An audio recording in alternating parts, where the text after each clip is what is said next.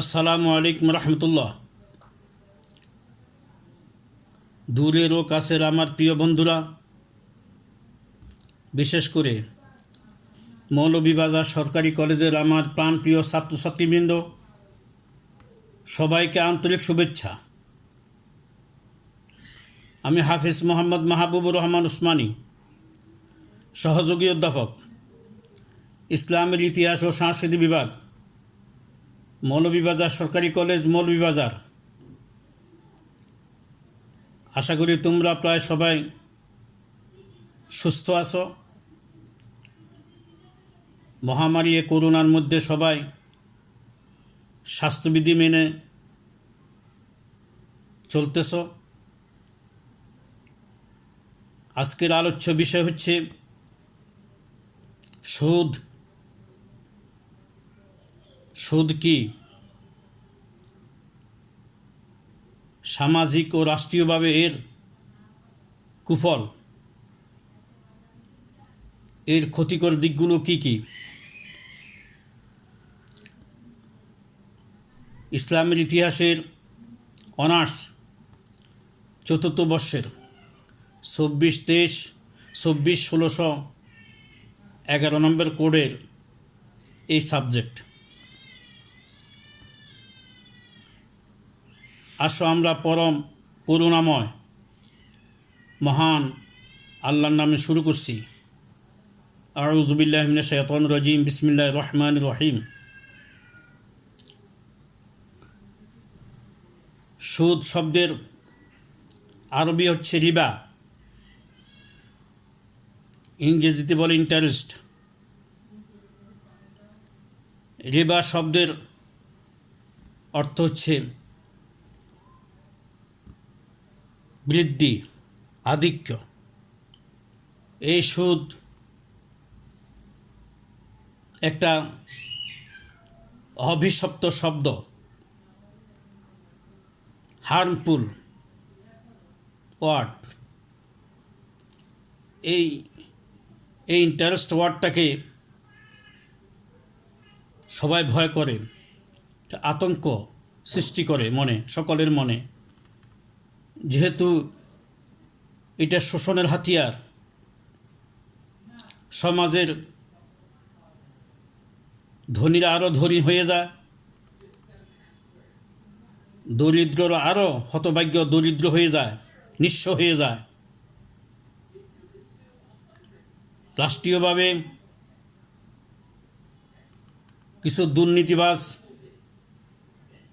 Powerful, শক্তিশালী, ধনাঢ্য শ্রেণী ও পুঁজিবাদ শ্রেণীর জন্ম নেয়। সমাজে তারা অন্যায় অনাচার করে বেড়ায়। আর হত দরিদ্র যারা আছে আজকে, তারা ভিক্ষুকে পরিণত হয়। ভিক্ষার ঝুলি নিয়ে তারা ঘুরে বেড়ায়। সুদি কাজ কারবারে অনেক সময় দেখা যায় আমার মা বোনদের সম্ভ্রম নষ্ট হয়ে যায়। অনেক সময় দেখা যায় সুদ অনাদায়ে খাতকের সব কিছু যে সুদ দিয়েছে, সুদের খাতক সেসব নিয়ে যায়।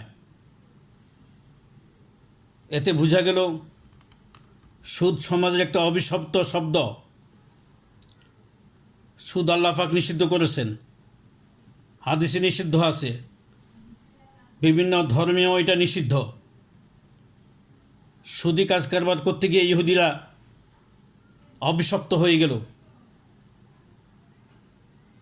আসো, সুদ কি এবং সুদ সমাজে কি কি ক্ষতি করতেছে, সুদ থেকে বাঁচার উপায় কি, আমরা আলোচনা করার চেষ্টা করছি।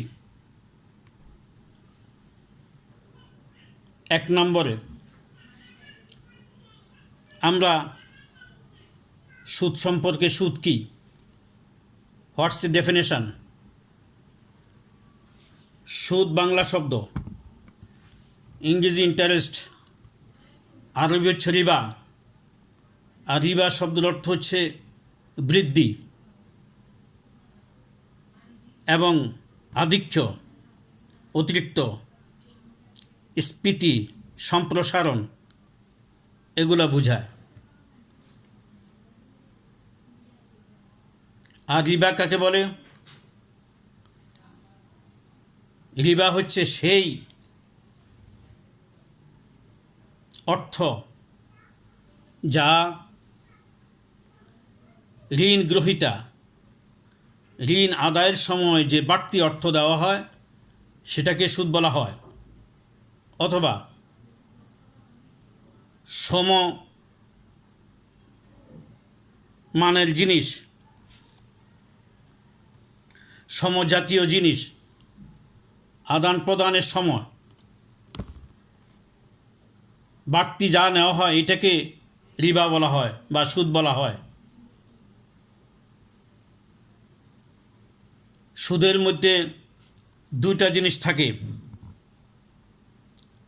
একটা হচ্ছে ঋণ যা আছে তা বৃদ্ধি পাওয়া, ঋণের আসলটা বৃদ্ধি পাওয়া, আরেকটা হচ্ছে সময়ের সাথে ঋণের কম বেশি হওয়া। সময় বেশি হলে ঋণ মূলধনের সাথে বৃদ্ধি হয়, সুদ বৃদ্ধি হয়, সময় কম হলে কম হয়, সময়ের সাথে এটা সম্পৃক্ত। তাহলে বৃদ্ধি হওয়া বা সময়ের সাথে কম বেশি হওয়া এটা হলো সুদ বা রিবা। রিবা দুই প্রকার, একটা হচ্ছে রিবা নাসিয়া, একটা রিবা ফদল। রিবা নাসিয়া অর্থ হচ্ছে ঋণদাতা ঋণ গ্রহীতার নিকট যে অর্থ দেওয়া হইল বা যে টাকা তাকে ঋণ দেওয়া হইল এটার চেয়ে কিছু বৃদ্ধি আদায় করার নাম হচ্ছে রিবা নাসিয়া। মনে করো সে কেউ কোনো মহাজন, কোনো ব্যক্তি বা কোনো প্রতিষ্ঠান বা ব্যাংক কোনো ব্যক্তিকে 1,000 টাকা দিল, ঋণ দিল, নিবার সময় 1,100 টাকা নিল, 100 টাকা বেশি নিল, এই বেশিটা হচ্ছে রিবা নাসিয়া। আরেকটা হল রিবা ফাদল, সমজাতীয় জিনিস, ডাল, চাল, গম, ভুট্টো, খেজুর, এটা কাউর ঋণ দিল, নেবার সময়, গ্রহণ করার সময় কিছু বেশি নিল। এই সমজাতীয় জিনিসকে আদান প্রদানের সময়, বিনিময়ের সময় বেশি নেওয়াটাকে বলা হয় রিবা ফাদল। যেমন কেউ কাউকে 1 মণ দান দিল অভাবের সময়, কিন্তু যখন সে এটা ফেরত দিতে যায় তখন 1 মণ 10 দিল, আর 10 বেশি ঋণ গ্রহীতা ঋণ প্রদানকারীকে ফেরত দিল, বেশি দিল, এই 10 হচ্ছে রিবা ফাদল। এটাও সুদ, টাকার সুদ এবং সমজাতীয় জিনিসের বেশি, এটাও সুদ, দুটোই হারাম। ইসলাম এটাকে নিষিদ্ধ করেছে, অপছন্দ করেছে।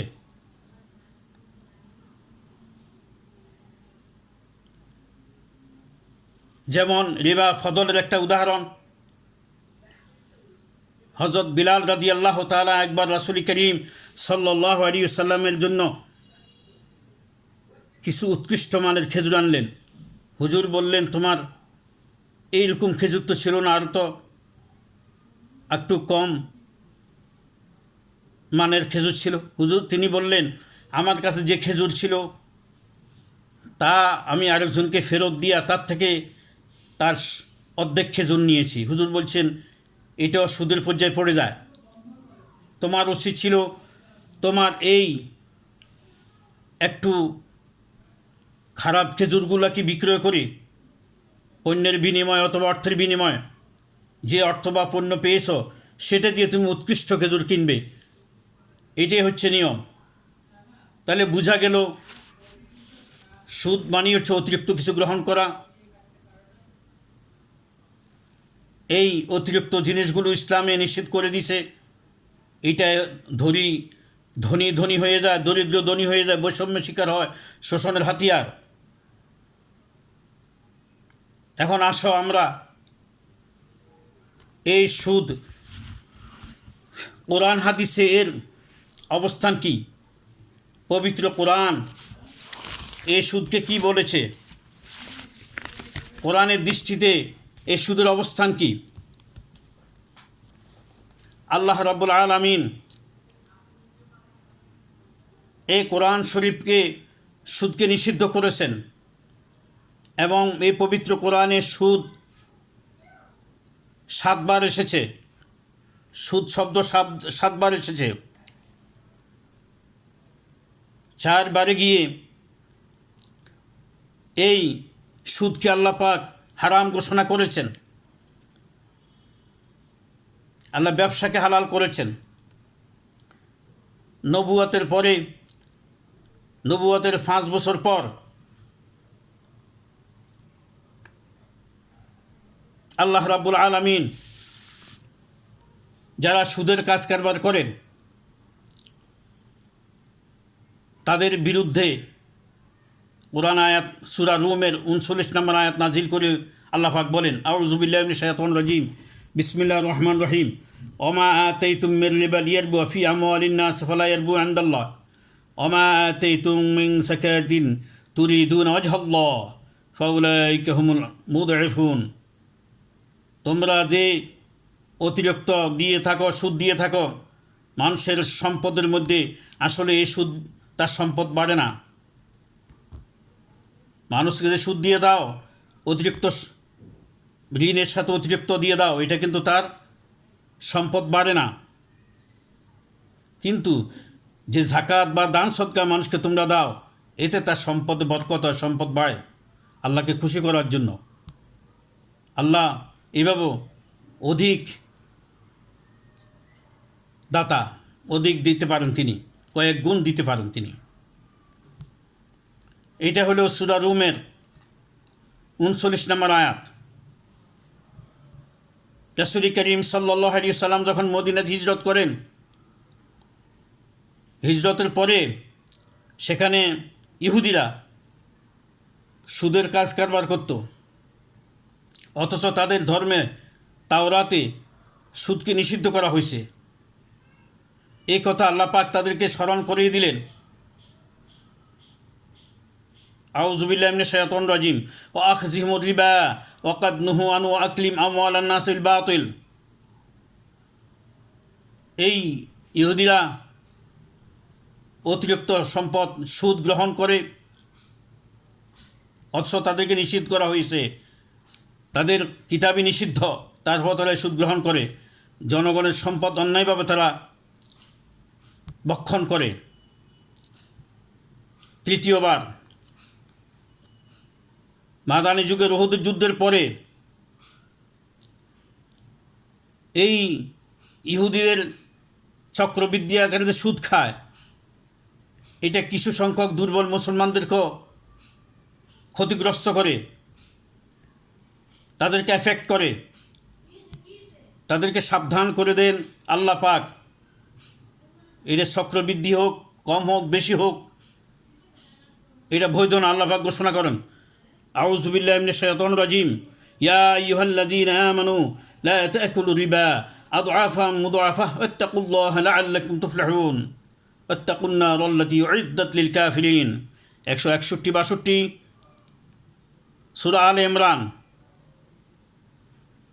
130-31 সূরা আলে ইমরান, আর আগেরটা ছিল সূরা নেসা 161, আর এটা হলো সূরা আলে ইমরান 131-32। আল্লাহ বলেন, হে ঈমানদারগণ, খবরদার তোমরা সুদ গ্রহণ করিও না দ্বিগুণ বা অনেক গুণ, অর্থাৎ চক্রবৃদ্ধি হারে তোমরা সুদ গ্রহণ করিও না। লা তাকুলু আদআফা মুদাফা, কয়েক গুণ বৃদ্ধি করে, চক্রবৃদ্ধি করে তোমরা সুদ গ্রহণ করো না। ওয়াত্তাকুল্লাহ, আল্লাহকে ভয় করো। আশা করা যায় তোমরা সফল কাম হবে, সফলতা অর্জন করবে। আর সে আগুনকে ভয় করো যা কাফিরদের জন্য তৈরি করা হয়েছে। অর্থাৎ তুমি যদি সুদ ত্যাগ না করো তাহলে তুমি সেই কুফরিতে পড়ে যাবে এবং কাফিরদের সাথে তোমার জাহান্নাম হবে ঠিকানা। এরপরে সুদের শেষ হুকুম, মক্কা বিজয়ের পরে আল্লাহ রাব্বুল আলামিন বিদায় হজ্জের আগে পিছে সূরা বাকারার 275 থেকে 279, শুধু 277 নম্বর বাদ দিয়া আর বাকি আয়াতগুলো সুদের ব্যাপারে আল্লাহ পাক নাজিল করেছে। সুদকে হারাম করে এই আয়াতগুলো নাজিল করেছেন। আল্লাহ বলেন, আউযু বিল্লাহি মিনাশ শাইতানির রাজিম, আল্লাযীনা ইয়াকুলুনা রিবা লা ইয়াকুমুনা ইল্লা কামা ইয়াকুমুল লাযী ইয়াতাখাব্বাতু শাইতানু মিনাল মাস যালিকা বিআন্নাহুম ক্বালু ইন্নামাল বাই'উ মিসলু রিবা ওয়া হাল্লাল্লাহুল বাই'a ওয়া হাররামার রিবা ফামান জাআহু মাউযিযাতুম মির রাব্বিহি ফান্তাহু ফালাহু মা সালাফ ওয়া আমরুহু ইলাল্লাহ ওয়া মান আ'াদা ফাউলাইকা আসহাবুন নার হুম ফিহা খালিদুন। আল্লাহ বলেন, যারা সুদ খায় তারা হাসরের ময়দানে এমনভাবে উঠবে, শয়তান তাদেরকে স্পর্শ করে মোহবিষ্ট করে ফেলছে, পাগলের মতো তারা উঠবে, তাদের হুঁশ থাকবে না। কেন তারা এরকম বেহুশ অবস্থা উঠবে, পাগল হয়ে উঠবে? জিনে ধরা ভূতে ধরা লোকের মতো কেন উঠবে? তারা বলতো যে বেচা কিনা নিশ্চয় এটা মিসলু রিবা, বেচা কিনাটাও সুদের মতো, সুদটাই ভালো। বেচা কেনাকে তারা বিশ্বাস করতো না। অথচ আল্লাহ বলেন, ওয়া হাল্লাল্লাহুল বাই'a ওয়া হাররামার রিবা, আল্লাহ ব্যবসাকে হালাল করেছেন, সুদকে হারাম করেছেন। এখন আল্লাহর পাকের নসিহত এসে গেছে, আল্লাহ পাকের বিধিবিধান আইন এসে গেছে আল্লাহর পক্ষ থেকে। এটা দেখে যারা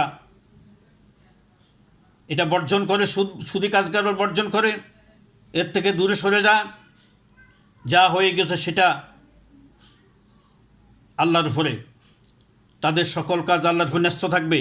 অর্থাৎ আল্লাহ দেখবেন যা হয়ে গেছে এটার ব্যাপারে সিদ্ধান্ত পরে হবে। যদি সে তওবা করে তাহলে আল্লাহ হয়তো এটা ক্ষমা করে দিবেন।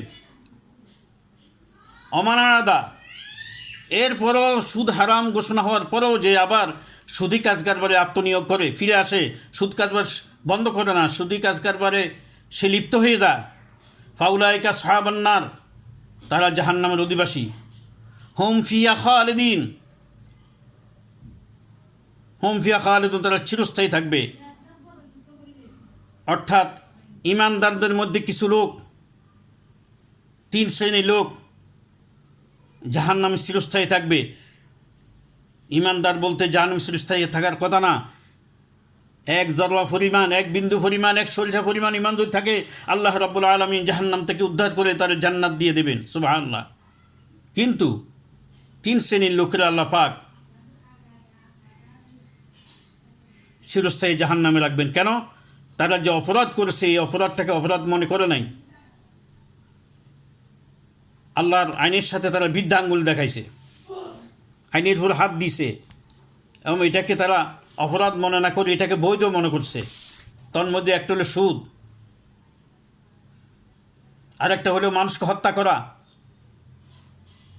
হন্তাকে আল্লাহ জাহান্নামের কথা বলছেন, হন্তার বিচার করতে বলছেন তাকে হত্যা করার জন্য, কিন্তু সেটা না করে পাইকারিভাবে যারা মানুষকে হত্যা করে,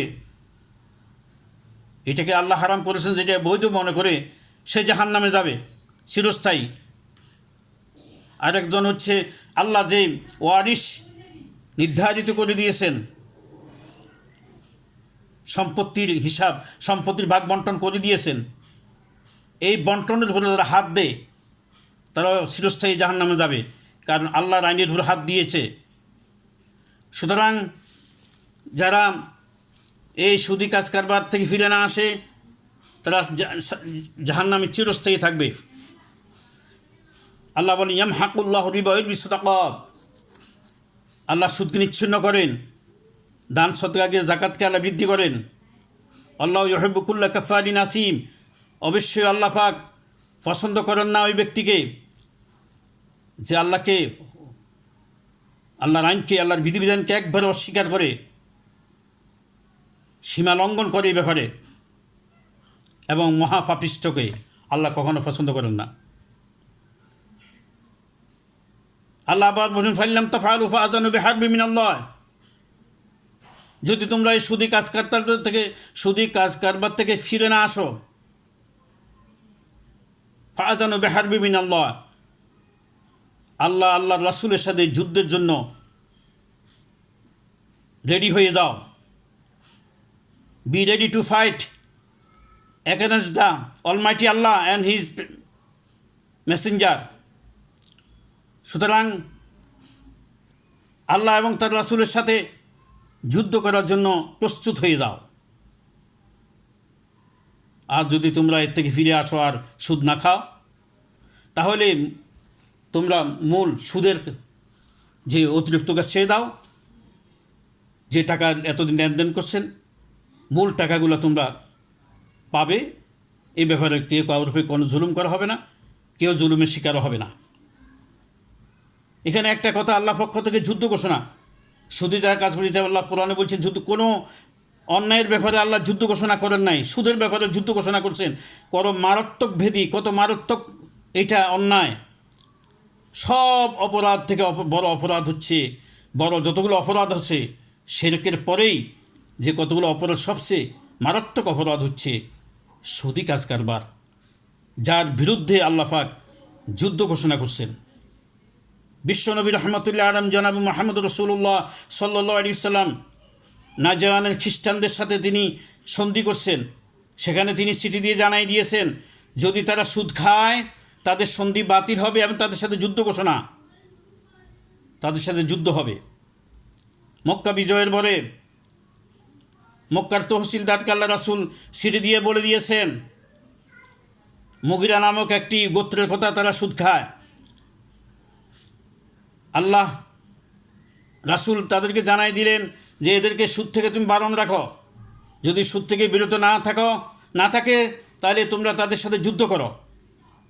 তার এই নিয়ম হচ্ছে আল্লাহর রাসূল যুদ্ধ হলো এই যে ইসলামী রাষ্ট্র তার বিরুদ্ধে অ্যাকশন নেবে। যেমন হযরত আবু বকর রাদিয়াল্লাহু তাআলা আনহু যাকাত যে আদায় করে না, যাকাত অনাদায়কারীদের সাথে তিনি যুদ্ধ ঘোষণা করছেন। আর আল্লাহর সাথে যুদ্ধ করে কেউ জমিনে টিকতে পারে না, যতই নামাজ কালাম রোজা হজ জাকাত যাই কিছু করুক না কেন, সে তো আল্লাহর সাথে যুদ্ধ করতেছে, সে কখনো আল্লাহর জান্নাতে যেতে পারবে না।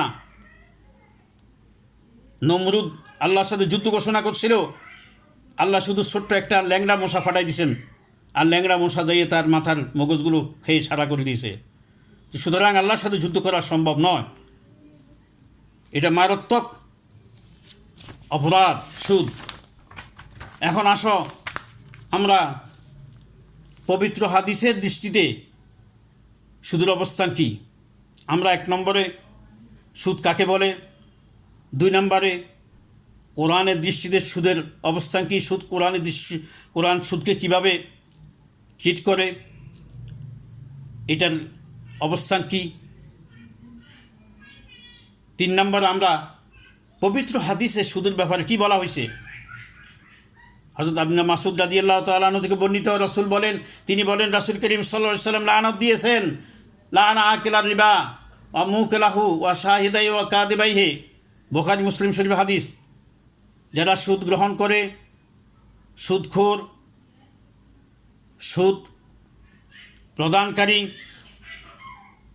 সুদ গ্রহণকারী এবং সুদের সাক্ষ্যদাতা এবং সুদের লিখক যারা, সবার উপর রাসূলের লানত। এরপরে বুখারী মুসলিম একটা বড় হাদিস আসছে, কবিরা গুনাহ, সব বড়, কবিরা মানে বড়, 100টার উপরে কবিরা গুনাহ আছে। এই বড় গুনার মধ্যে 7টি গুনাহ হচ্ছে ধ্বংসাত্মক গুনাহ, সবচেয়ে মারাত্মক গুনাহ। 100টির মধ্যে 7টিকে আল্লাহ রাসূল বাছাই করে বলছেন খবরদার এই 7টি গুনাহ থেকে দূরে থাকো। ইজতানিবু সাবাল মুবিকাত, এই 7টি ধ্বংসাত্মক গুনাহ, এই গুনাহগুলোর মধ্যে শিরক করা, হত্যা করা, জাদু, এই 3টার পরেই 4 নম্বর হচ্ছে আকলুর রিবা, সুদ খাওয়া। এই সুদ খেয়ে ধ্বংসাত্মক কবিরা গুনার একটি অন্যতম গুনাহ। এ রাসূল করিম সাল্লাল্লাহু আলাইহি সাল্লাম বলেছেন, কেউ কাউকে যদি ঋণ দেয়, ঋণদাতা ঋণ পরিশোধ করার সময় কোনো যদি হাদিয়া গ্রহণ করে, হাদিয়া প্রদান করে, ঋণদাতাকে বলছে হাদিয়া নিবে না, এ হাদিয়া, অথবা তোমাকে যদি কোনো সুযোগ সুবিধা প্রদান করে, প্রস্তাব দেয় প্রদানের, অথবা কোনো গাড়িতে চড়ানোর কোনো কিছু, কোনো আরোহণ করার উপরে যদি আরোহণ করার জন্য কোনো সুযোগ সুবিধা দেওয়ার জন্য প্রস্তাব দেয়, এটা গ্রহণ করবে না, কারণ এটাও সুদের মধ্যে পড়ে যায়। হযরত আব্দুল্লাহ ইবনে হানজালা রাদিয়াল্লাহু তাআলা থেকে বর্ণিত, আব্দুল্লাহ হানজালা বলেন যে সুদের 1টা টাকা, জেনে শুনে 1টা টাকা গ্রহণ করা 36 বার জেনা করলে যে গুনাহ, সুদের 1টা টাকা খাওয়া সেই একই গুনাহ। রাসূল করিম সাল্লাল্লাহু আলাইহি সাল্লাম বলেছেন, সুদের 73টি গুনাহ আছে, সবচেয়ে ছোট্ট গুনাহ হচ্ছে ওয়াইসারুহা আইয়ানকাহা রাজুল উম্মা, যে কোনো ব্যক্তি তার মাকে বিবাহ করলে যে অপরাধ হয়, সুদের সবচেয়ে ছোট্ট অপরাধ হচ্ছে এটা, নাউযুবিল্লাহি মিন যালিক। তো কত বড় অপরাধ! মায়ের সাথে বিবাহ করলে যে অপরাধ, সুদের ছোট্ট অপরাধ এটা, আর আল্লাহ পাক তার সাথে যুদ্ধ ঘোষণা করছেন। কত বড় অপরাধ! রাসূল বলছেন, কেউ যদি কারোর জন্য উপকার করে এবং তার জন্য কোনো সুপারিশ করে, কোনো সুবিধা আদায়ের জন্য, তাকে যদি কোনো হাদিয়া দেওয়া হয়, সেটাও সুদ। বিদায় হজ্জের দিনে রাসূল করিম সাল্লাল্লাহু আলাইহি সাল্লাম ঘোষণা করেছেন, আইয়ামে জাহেলিয়া যুগের সকল রীতিনীতি আজকে আমি আমার পদতলে পিষ্ট করলাম, 2 পায়ের নিচে আজকে আমি এটা পিষ্ট করে দিলাম। বিশেষ করে সুদ, এই সুদের, এখন থেকে সুদের অতিরিক্ত টাকাটা পয়সা সব আমি হারাম ঘোষণা করলাম। সর্বপ্রথম আমি আমার চাচা আব্বাস ইবনে আব্দুল মুত্তালিব সুদি কাজ কারবারের যত সুদ পাওনা ছিলেন, এর আগে সকল পাওনা আমি প্রত্যাহার করলাম, পাওনাগুলো আমি বিলুপ্ত করে দিলাম, এগুলো আর নেওয়া যাবে না, মূল টাকাটা নিবে, শুধু মূল টাকাটা দিবে, সুদ দিতে হবে না, এটা আমি প্রত্যাহার করে নিলাম। আব্দুল্লাহ ইবনে মাসউদ বলেন, সুদ টাকার কোনো বাড়ে না, এমনি দিলে সেটা বরকত হয়, সুদে বরকত হয় না। রাসূল বলছেন, সুদদাতা সুদ গ্রহীতা উভয়ের প্রতি আল্লাহ রাসূল লানত দিয়েছেন। হযরত আব্দুল্লাহ ইবনে আউফ বর্ণনা করেন, রাসূল বলেন, সুদভিত্তিক যারা মুদ্রা ব্যবসায়ী, যাদেরকে আল্লাহ রাসূল বলছেন তাদেরকে জানায় দাও, তাদের জন্য জাহান্নাম অপেক্ষা করছে, তাদেরকে জাহান্নামের খবর পৌঁছে দাও। মেরাজের রাত্রে রাসূল করিম সাল্লাল্লাহু আলাইহি সাল্লাম এক দলকে দেখলেন, বিশাল গুদামের মতো পেট। বর্তমান যদি আমরা উদাহরণ দিই, বড় বড় গুদাম অথবা 24 তলা বিল্ডিং, 24 তলা বিল্ডিং যেখানে মানুষ বসবাস করে, বিশাল বুয়ুত বলছেন, বিশাল বিশাল ঘর, তার পেটটা হলো বিশাল বিশাল ঘরের মতো, ভিতরে অসংখ্য অজগর সাপ বের হচ্ছে, তাকে চোবল মারতেছে, চিৎকার করতেছে সে। আমি জিজ্ঞেস করলাম, হে জিবরাইল, এই অবস্থা কি, এরা কারা? এই ধরন বিশাল পেট আর ভিতরে বড় বড় সাপ, অজগর সাপ, তার চোবল দিচ্ছে আর কিরবির খুঁজছে, বিচ্ছুরে তারে কামড় দিচ্ছে, বিষাক্ত, চিৎকার হতে অস্থির। জিবরাইল আলাইহিস সালাম বলবেন, ইয়া রাসূলুল্লাহ, এরা হলো আপনার উম্মতের সুদখোর, যারা সুদ খেয়েছে, কিয়ামত পর্যন্ত তাদের আলমে বরসকে কবর এইভাবে তাদের শাস্তি দেওয়া হবে, জাহান্নামের শাস্তি তো আছেই। বুখারী মুসলিম শরীফ হাদিস, রাসূল করিম সাল্লাল্লাহু আলাইহি ওয়াসাল্লাম একবার স্বপ্নে সামুর ইবনে জুনদুব থেকে বর্ণিত, তাকে একবার স্বপ্নে নেওয়া হয়, জান্নাত জাহান্নাম দেখানো হয়। সেখানে যাদের শাস্তি হচ্ছে তাদেরকে দেখানো, কী কী অপরাধের শাস্তি হচ্ছে এগুলো দেখানো হয়। সেখানে এক দলকে তিনি দেখলেন রক্তের সাগরে ভাসতেছে, আর নদীর কিনারায় এক ব্যক্তি পাথর নিয়ে দাঁড়িয়ে আছে। এই রক্তর যে সাঁতরাইতেছে রক্তের মধ্যে, যখন কিনারায় আসতে চায় ওই ব্যক্তি তার পাথর দিয়ে মাথাকে চূর্ণ বিচ্ছিন্ন করে দেয়, আবার মাথা ঠিক হয়ে যায় এবং তাকে সাগরের মধ্যখানে তাকে ঠেলে দেয়। আবার সে আসে, আবার ঠেলে দেওয়া হচ্ছে, এভাবে তাকে পাথর দিয়ে আঘাত করা হচ্ছে, আর সে সাগরে রক্তের সাগর রক্ত খাচ্ছে। জিবরাইল মিকাইল হুজুরের সাথে ছিলেন। হুজুর জিজ্ঞেস করলেন, এরা খারাপ? বলেন, হুজুর এরা আপনার উম্মতের সুদখোর, যারা সুদ খেয়েছে তাদের এই অবস্থা কিয়ামত পর্যন্ত হবে, আখিরাতের শাস্তি তো আছেই। তাহলে এখন বোঝা গেল সুদ একটা মহাপাপ। কোরআন ও হাদিসের দৃষ্টিতে আমরা দেখলাম এটা আল্লাহ পছন্দ করেন না, নবীও পছন্দ করেন না। এই কঠিন পাপ শুধু আল্লাহ রাসূল এই ইসলামের ঘোষণা নয়, এর আগেও ইসলাম পুরাটাই আদম আলাইহিস সালাম থেকে মহানবী সাল্লাল্লাহু পুরাটাই ইসলাম, কিন্তু আগে শরীয়ত ভিন্ন ছিল। আগের সকল শরীয়তে সুদ নিষিদ্ধ ছিল। তাওরাত, জবুর, ইনজিল সব কিতাবই সুদ নিষিদ্ধ। এরপরও ইহুদিরা নিষেধকে অমান্য করে তারা সুদি কাজ কারবার করছে এবং আল্লাহর অভিশাপে তারা পড়ছে। অভিশপ্ত হিসাবে আল্লাহ কোরআনে ঘোষণা করছেন, গায়রিল মাগদুবি আলাইহিম ওয়ালাদ-দাল্লিন, ইহুদিদেরকে আল্লাহ অভিশপ্ত জাতি হিসাবে ঘোষণা করেছেন। অগাদাবুম মিনাল্লাহ বলছেন আল্লাহ। সক্রেটিস, প্লেটো, অ্যারিস্টটল তারাও সুদের বিরুদ্ধে কথা বলছেন। ব্রিটেন থেকে 1290 সালে ইহুদিদেরকে প্রথম এডওয়ার্ড ইহুদিদেরকে বের করে দেন শুধু সুদের জন্য, এবং সুদের কাজ কারবার তিনি বন্ধ করে দেন। কার্ল মার্কস সুদখোরকে শয়তান বলেছে এবং ডাকাত ও সিদেল বলেছে। ডাকাত ও সিদেল চোরের সাথে তুলনা করেছেন। ব্রিটিশ অর্থনৈতিক উপদেষ্টা লর্ড কিংস 1933 সালে সুদের হার কমিয়ে দেওয়ার জন্য, শূন্য কোটায় নেওয়ার জন্য তিনি সুপারিশ করছেন। আমাদের দেশও সুদের হার কমায় দেওয়ার জন্য সরকার বারবার ঘোষণা করছেন এবং সরকার সুদের হার কমিয়ে দিয়েছেন।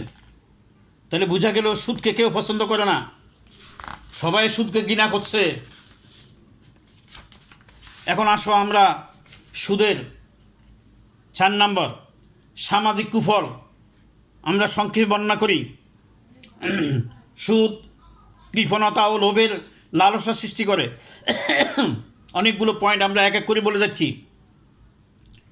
যে সুদ খায় সে কৃপণ হয়, আত্মীয় স্বজন কে সে কাউকে চিনে না, কাউকে দান করে না। যে দানের অভ্যাস নাই সে হলো শুধু টাকা দিবে এবং তাতে রক্ত শোষণ করবে, সুতরাং সে কৃপণ হয় এবং তাকে লোভে খেয়ে ফেলে।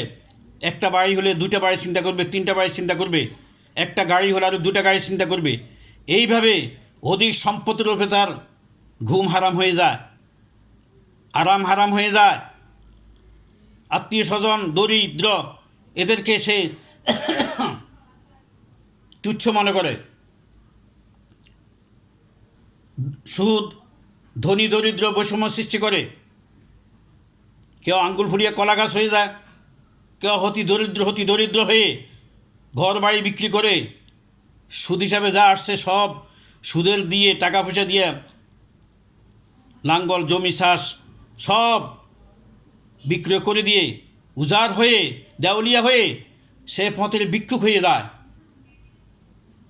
সুদ শোষণের হাতিয়ার।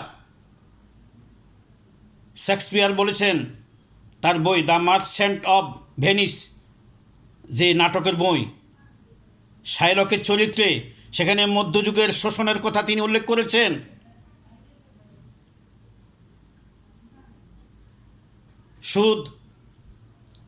সুদের কারণে, সুদের এই শোষণের ভয়ে অনেকে আত্মহত্যা করতেছে। আমরা কিছুদিন আগেও দেখছি মিরপুরে ঋণের ভয়ে, ঋণ কীভাবে দিবে, একজন ব্যবসায়ী ছেলে মেয়ে নিয়ে সবাইকে নিয়ে সে আত্মহত্যা করে, সবাইকে হত্যা করে সে আত্মহত্যা করে। এই সুদ কীভাবে সে আদায় করবে এই ভয়ে। আমরা একটা করে পয়েন্ট বলতেছি। সুদ প্রকৃতি মজুরি কমে যায়, পণ্যের দাম বেড়ে যায়, সুদ পণ্যের দাম বাড়িয়ে দেয়, বিনিয়োগ কম থাকে। কারণ অবাধে যেহেতু বিনিয়োগ নাই, সুদের উপরে নির্ভরশীল, এই জন্য বিনিয়োগ কম থাকে এবং পণ্যের দাম বেড়ে যায়। সঞ্চয় ও বিনিয়োগ গঠনকে পিছিয়ে রাখে। সুদ পুঁজিকে অলস রাখতে প্রলুব্ধ করে, কারণ যেহেতু ব্যবসায় খাটাচ্ছে না, শুধু টাকা দিয়ে টাকা চাচ্ছে, এই জন্য এগুলো কোটি কোটি টাকা, crore crore, million billion trillion সব অলস হয়ে পড়ে আছে। এই অলস টাকা সুদের কারণেই। যদি সুদ মুক্ত হতো তাহলে এগুলো সব ব্যবসা বাণিজ্যে বিনিয়োগ করা হইতো, জনগণের মধ্যে ক্ষুদ্র ঋণ বন্টন করা হইতো, কিন্তু তা হচ্ছে না। অলস টাকার পাহাড় হয়ে যাচ্ছে। এখান দিয়ে দরিদ্ররা না খাইয়ে মারা যাচ্ছে, ভিক্ষুকের সৃষ্টি হচ্ছে, অনাহারে অর্ধাহারে অনেক লোক আত্মহত্যা করতেছে। কিছুদিন আগে আমরা বন্যার সময় দেখছি মা ও সন্তান অনাহারে আত্মহত্যা করছে। এই যে টাকা অলস পড়ে আছে, কিন্তু জনগণের সামনে যাচ্ছে না, যেহেতু জনগণের সাথে যাইতে গেলেও সুদ সম্পৃক্ত, সুদ ছাড়া জনগণ পাচ্ছে না। সুদ কল্যাণকর খাতে বিনিয়োগ কমিয়ে দেয়। সুদ বেকারত্ব, ধনী গরিবের মধ্যে বেকারত্ব বাড়ে এবং ধনী গরিবের মধ্যে ব্যবধান বাড়ে। সুদ নৈতিক অবক্ষয় সৃষ্টি করে। কিছু লোক সুদের টাকা নিয়ে ব্যবসার নামে অন্যায় ব্যবসা করতেছে, ইয়াবা ব্যবসা করতেছে, এটা স্মাগলার হয়ে গেছে। মদের ব্যবসা করতেছে, নারী ব্যবসা করতেছে, বিকল্প পথে নারী পাচার করতেছে, স্বর্ণ পাচার করতেছে। এই সুদের উপরে টাকা নিয়ে তারা এইভাবে অন্যায় ব্যবসায় তারা আত্মনিয়োগ করে তারা সমাজটাকে কলুষিত করেছে। সমাজে অন্যায় অনাচার বেবিচারের সয়লাভ হয়ে গেছে। অন্যদিকে সুদের টাকা অনাদায়ে তাদের বাড়িঘর সব বিক্রয় করে, যারা সুদ গ্রহণ করেছে সব কিছু বিক্রয় করে দেউলিয়া হয়ে বাড়িঘর ছেড়ে দিয়ে তারা যখন সম্বলহারা হয়ে গেছে, এদের মধ্যে অনেক বেকার সৃষ্টি হয়েছে। এরাই চুরি ডাকাতি অন্যায় অনাচারে নিজের ঘা বাসিয়ে দিয়েছে। সুদ দ্রব্য মূল্য বৃদ্ধি করে, দ্রব্যের চাহিদা কমে যায়, বেকারত্ব বৃদ্ধি পায়। সুদ সঞ্চয়কারীদের অলস করে দেয়। সমাজে ঘৃণা ও বিদ্বেষের সৃষ্টি করে। ছোট লোকরা, গরিবেরা, যারা ঋণ গ্রহীতা, তারা ঋণদাতার প্রতি তাদের বিদ্বেষ, তাদের ঘৃণা। ডক্টর আনোয়ার ইকবাল বলেন, সুদ গ্রহীতাকে, যারা সুদ গ্রহণ করে ঋণ প্রদান করে, এই সুদখোরকে সবাই ঘৃণা করে এবং সাধারণ জনগণ তাদের দুর্ব্যবহারে অতিষ্ঠ থাকে, ভয়ে অস্থির থাকে, তাদেরকে অ্যাভয়েড করে। কার্ল মার্কস বলেন, যারা ঋণ গ্রহণ করে আসলে তারা উৎপাদনের চেয়ে নিজের অভাব অনটনের জন্যই তারা বেশিরভাগ ঋণ গ্রহণ করে থাকে। তাহলে বোঝা গেল যে অভাব অনটন ছাড়া ঋণ গ্রহণ করে না, বেশিরভাগ অভাব অনটন দূর করে ঋণ গ্রহণ করে। আবার সময় মতো টাকা দিতে পারে না, না দিতে পারলে তারা তার জুলুম করে, অত্যাচার করে। এই জন্য সমাজের সবাই ঋণ দাতাকে, সুদ গ্রহণকারীকে, সুদখোরকে ঘৃণা করে। এটা আসলে একটি নিদারুণ জুলুম ব্যবস্থা। ঋণ গ্রহীতাকে ঋণের ভারে জর্জরিত করে। যে ঋণ গ্রহণ করেছে সে কবে ঋণ আদায় করতে পারবে এই ভয়ে সে তো সবসময় তটস্থ থাকে, তার ঘুম নাই। জীবনী শক্তিও কর্মক্ষমতা হ্রাস করে। যারা শুধু টাকা দিয়ে বসে থাকে, বেকার থাকে, অন্যায় অনাচারে তারা বিভোর হয়ে যায়, আর তাদের কর্মক্ষমতা, তাদের দক্ষতা সব হ্রাস পায়।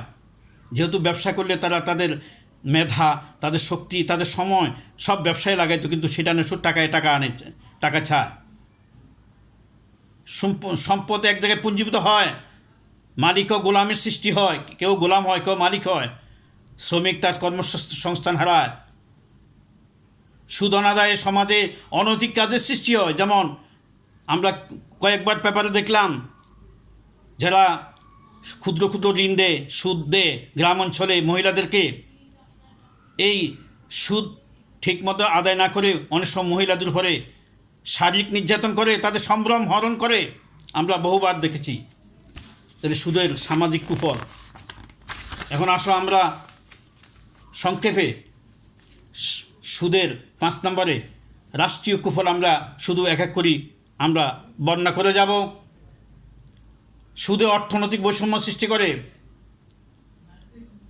সুদ জনগণের উপরে করের বোঝা চাপিয়ে দেয়, বৃদ্ধি করে। বার্ষিক বাজেটে জনগণের করের ট্যাক্স বাড়িয়ে দিয়ে এই সুদ আদায় করা হয়। আমেরিকাতে আমরা দেখি যে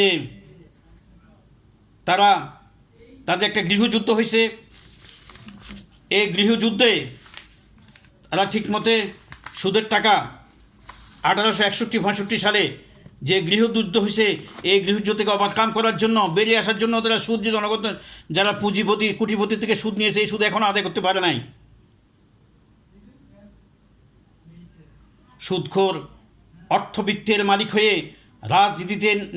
রাজনীতিকে নিয়ন্ত্রণ করে এবং রাজনীতি কলুষিত করে, যা ইচ্ছা তাই করে। তারাই ক্ষমতার শীর্ষে বসে আছে, টাকা পয়সা দিয়ে তারাই নির্বাচন করায়, তারাই আবার তাদের ইশারায় সরকারের উত্থান পতন হয়, তারা এটাকে নিয়ন্ত্রণ করে। উত্থান পতনে তারা সহযোগিতা করে, যেহেতু টাকায় অনেক কিছু, টাকার কাছেই সবাই ছোট হয়ে যায়, ঋণী হয়ে যায়। দুর্নীতিগ্রস্ত সুদী সমাজের রাজনৈতিক অস্থিরতা বৃদ্ধি পায়, অর্থাৎ কিছু অসৎ লোকের হাতে ক্ষমতা কুক্ষিত হয়ে যায়। ঋণের বোঝায় মাথায় থাকার কারণে রাষ্ট্রীয় উন্নয়ন ব্যাহত হয়, বাধাগ্রস্ত হয়, যেহেতু তারা ঋণ আদায় করবে না উন্নয়ন করবে। সুদভিত্তিক রাষ্ট্রে সুদমুক্ত কোনো কল্যাণ কাজের খাত থাকে না, ফলে জনকল্যাণ কাজ থেকে জনগণ বঞ্চিত থাকে। রাজনৈতিক দলগুলো দুর্নীতিগ্রস্তে পরিণত হয়, দেশের অর্থনৈতিক সমৃদ্ধি আসে না। অসাধু ব্যবসায়ী যারা প্রচুর পরিমাণ ঋণ নিয়ে মালকে গুদামজাত করে কৃত্রিমতা সৃষ্টি করে মালের দাম বাড়ায়, সমাজে মানুষের অস্থিরতা বৃদ্ধি পায়। তারা সাধারণ লোকেরা সমাজের অভাব অনটনে তাদের ক্রয় ক্ষমতার বাহিরে তাদের অবস্থা হয়ে যায়, তারা ক্রয় ক্ষমতার বাইরে চলে যায়, তারা অভাব অনটনে কষ্ট করে। সাধারণ জনগণ বাধ্য হয়ে বহুমূল্য জিনিস কিনতে বাধ্য হয়। সমাজে চুরি ডাকাতি রাহাজানি বৃদ্ধি পায়, পুঁজি গঠন কমে যায়, দ্রব্যমূল্য বৃদ্ধি পায়, বিনিয়োগ কমে যায়, উৎপাদন খরচ বেড়ে যায়, রাষ্ট্রের প্রতিটি নাগরিক ক্ষতিগ্রস্ত হয়, দেশে বড় বড় মহাজনের সৃষ্টি হয়, শেয়ার বাজার অস্থিরতার সৃষ্টি হয়। আমি যে কথা বলছি যে অর্থনৈতিক বৈষম্য সৃষ্টি, জনগণের উপরে করের বোঝা। আমরা যদি কিছুদিন আগে ব্রিটেনের দিকে তাকাই, সেখানে তারা যখন যুদ্ধ করছে এর সাথে,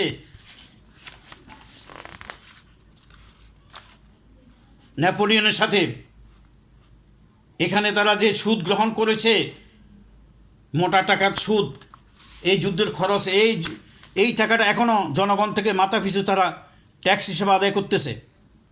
তাহলে সুতরাং সুদ আমাদের জন্য অভিশাপ, বিশ্বের জন্য অভিশাপ, জনগণের সমাজের জন্য অভিশাপ। আসো সুদ থেকে আল্লাহর কাছে ফানা চাই। আল্লাহ রাব্বুল আলামিন আমাদের সবাইকে ফানা দেন, সুদ থেকে হেফাজত করেন। খোদা হাফেজ। আসসালামু আলাইকুম রহমতুল্লাহ ওয়া বারাকাতুহু।